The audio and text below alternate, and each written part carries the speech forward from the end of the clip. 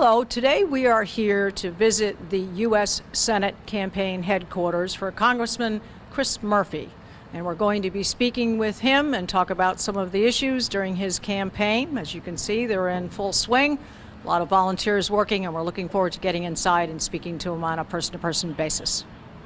Thank you very much for having us here at your campaing headquarters in Welcome. Rocky Hill. We appreciate it. Sure. And look forward to getting some good responsive answers about some things. The thing I want to get right into is Linda McMahon has said a lot of derogatory things in her advertising about you. And she spent a lot of money doing this. Do you see that as being factually challenging?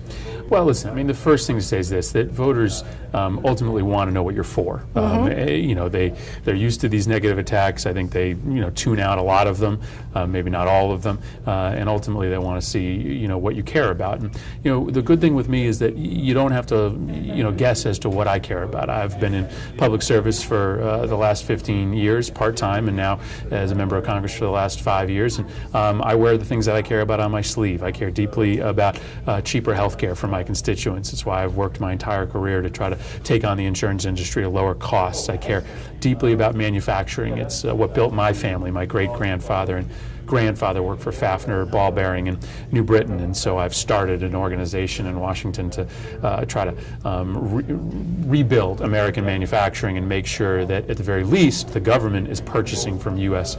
Companies. And I care a lot about reforming the way that Washington works. I was a leader in the effort to pass ethics reform that would tighten the screws on legislators that stray from the path. So, that's really what I'm focused on in this race. Linda McMahon, may run a bunch of negative ads. She's got, billions of dollars to do that with. But ultimately, I think this race will be decided by what I'm for, and if she gets around to telling us what she's for.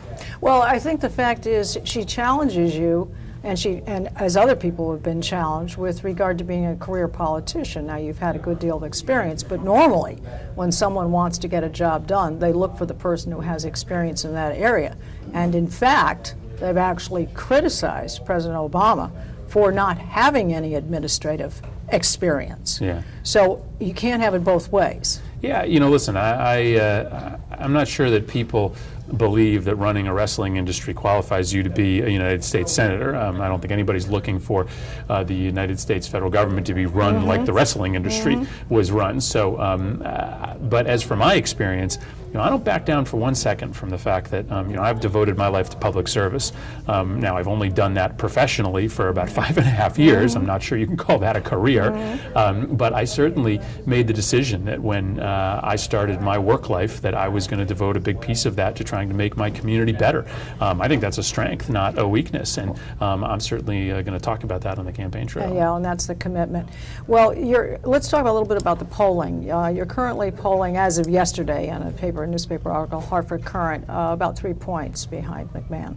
And there's a Quinnipiac poll that shows that Romney is only trailing President Obama by about 7 points in Connecticut, whereas 4 years ago he had about a 23-point lead over McCain. Do you see this as having an impact on the Democrat? I mean, is there more leaning to the right? Do you feel that wind blowing? Well, 2 days ago there was a poll that came out showing McMahon up by 3 points, and there was a poll that came up showing me up by 4 points. So I think they're both right in that polls are pretty irrelevant this early in the campaign. The swing voters that tend to decide these elections, often really don't start making their decisions until after the World Series is done. So, I don't put a lot of stock in polls that I see today, except that it backs up the feeling I've always had that this is going to be a close race, that anytime you're running against a candidate who is trying to buy an election, who's spending upwards of $50 million, you're going to be in a dogfight. I'm not a, billionaire like Linda McMahon, so I can't run as many commercials as she can, but I can paint a really strong contrast with her. I've spent my entire career fighting for people, running to them to help them. Linda McMahon spent her entire career running over people to help herself. And ultimately, I think that will result in us doing very well here, but it's going to be a close race. All right, well, let's talk a little bit about your platform, your primary objective. It's to get more jobs in Connecticut.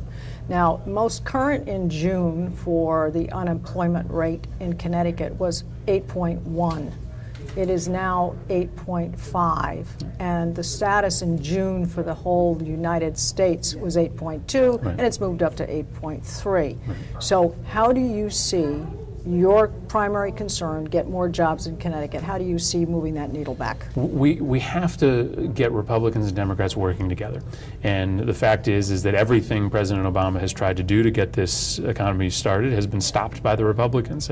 For a long time, I didn't want to believe this, but I think it's increasingly clear that the Republicans in the House of Representatives and those that Linda McMahon would empower if she was elected to the Senate are much more interested in defeating President Obama than they are in putting people back to work. So the president laid out a very aggressive series of measures, the American Jobs Matter, the American Jobs Act, to try to get people back to work in this country, and the Republicans wouldn't allow for a vote, wouldn't even allow for a vote on the House floor. So I think we've got to get the two parties realizing that our first priority has to be putting people back to work, not fighting each other. I run a group in the House of Representatives called the Center Aisle Caucus, and it's really one of the few places where pragmatic Republicans and Democrats can come together to try to work together. I sort of get looked upon occasionally with scorn from my colleagues because I'm spending all of this time trying to work with Republicans. But if you really want to ask me what puts people back to work, I've got a million ideas on how to do that, whether it's rebuilding our roads and bridges, promoting insourcing rather than outsourcing, concentrating on job training and skill set development. But none of that can happen unless you get the two parties working together. I don't think that Linda McMahon has spent 1 minute talking about an agenda of bipartisanship. It's something that my entire career has been about. Sure. All right. Well, there's Gilda Alata. She's an associate professor of politics and government at the University of Hartford. She said in an article yesterday about the Senate race that in politics, the game seems to be to define your opponent before your opponent defines themselves. Now, McMahon she feels, has definitively defined herself, and McMahon says you haven't defined yourself. So if you had the opportunity to define yourself, which I think you have done in a previous discussion here, but are some other key things that you feel that carve you away from McMahon and what she's trying to do? Well, I think that difference that I articulated before is the key one, that, I've spent my entire career helping people. I was the author of Connecticut's Stem Cell Investment Act that's putting hundreds of people to work, and also working to cure some of the most insidious and terrible diseases. I was instrumental in Washington in passing a supportive housing bill that's going to move a lot of disabled people out of senior housing and into more appropriate housing, take the homeless off the street and give them places to live. Linda McMahon spent her last 15 years very differently. Linda McMahon built an industry based on selling sex and violence and drug abuse to kids, and she made her millions by denying many of her employees access to health care and by shipping a lot of jobs overseas to China. She's now running for the U.S. Senate with a promise to give herself a $7 million tax cut if she's elected.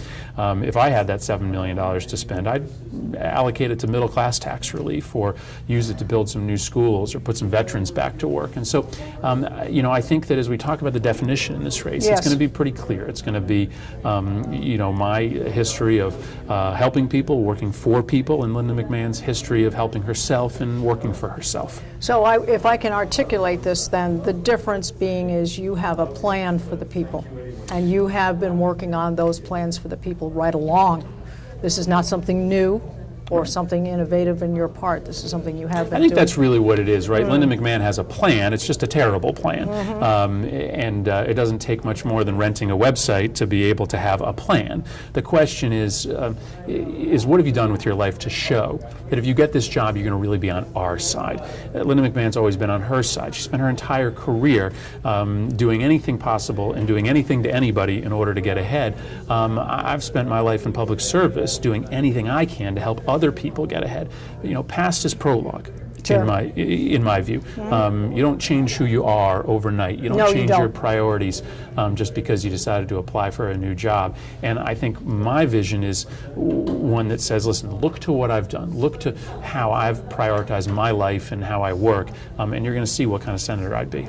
All right, well, in closing, I'd like to give your website, or you may give your website, but it is www. www.chrismurphy.com. I hope Easy- I have e- that- easy- easy It's to remember. Easy to remember. Well, I do want to wish you good luck Thank in you your run very for the much. U.S. Senate. Thank you for We coming and thank you very visiting much us. for your time. Great. All right. And for our viewers, you can see all of our programs on our website at www.ctvalleyviews.com. I want to thank you for joining me in bringing proof to the people.